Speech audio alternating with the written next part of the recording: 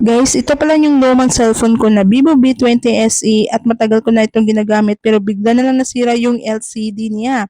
At kung makikita niyo guys ay hindi na siya usable dahil hindi na po nakadikit ang kanyang LCD. And then guys, may black screen na rin siya at hirap na rin siya gamitin yung kanyang touchscreen. So sayang talaga guys kasi okay pa naman yung performance ng phone ko, LCD lang talaga ang may problema. So napag-isipan ko guys na bumili na lang ako ng murang replacement LCD online para subukan ko kung worth it nga ba.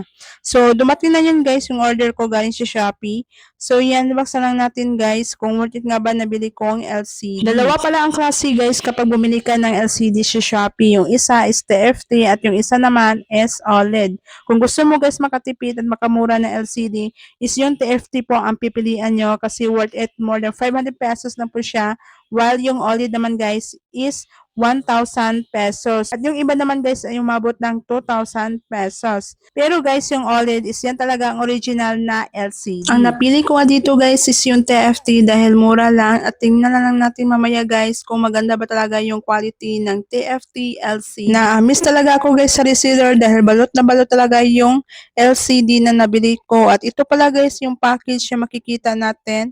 Meron po siyang LCD assembly, flex cable, at meron na rin siya guys free screen protector at saka mga small tools. Since ayoko naman masira guys, lalo itong phone ko, dinala ko muna siya sa isang cellphone repair shop para ipakabit itong LCD na nabili ko online. Kasi guys, kahit mura lang ang LCD, importante pa rin na marunong talaga magkabit para iwas damage sa flex cable o sa kanyang motherboard. So habang ginagawa ni Kuya Technician guys, sinecheck muna niya kung working ba lahat bago idikit permanently yung screen ng LCD. So after na nga guys may kabit ni Kuya Technician yung aking LCD, ay ito po yung honest review ko guys. Sa totoo lang is hindi siya perfect katulad ng original AMOLED.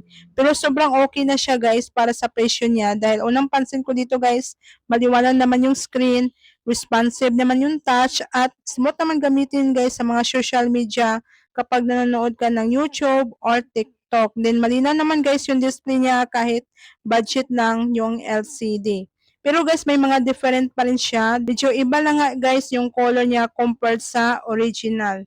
Pero guys, honestly, sa halagang around 500 pesos, sulit na siya, lalo na kung gusto mo lang maibalik sa normal ang paggamit ng phone mo. So guys, kung meron po kayong mga basag na cellphone, lalo na po yung LCD lang ang may problema, at kung gusto nyo guys makatipid, pwede kayong bumili guys ng replacement LCD online.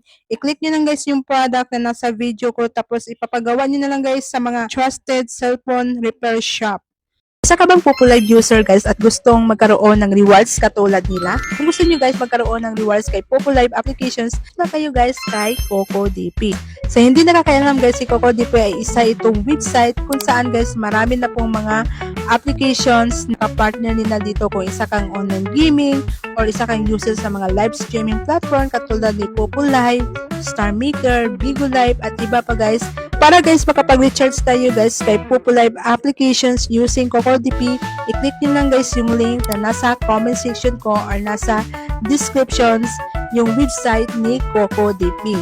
Okay, then guys, hanapin nyo lang si Populive application. Katapos guys, i-follow nyo lang yung instruction dito kung paano po mag-recharge kay Populive application using CocoDP. So dito guys, sa step 1, ilagay nyo lang yung user ID nyo kay Populive application. Step 2 naman ay pumili na kayo kung magkano pong amount na i-recharge nyo dito. At yung step 3 naman guys, ay pili lang kayo kung ano po yung payment method ang gagamitin nyo. Kapag CocoQuent po guys na payment method na gagamitin nyo ay meron po kayong discount na 2%. At available din dito guys yung PayMaya, GCash at bank transfer.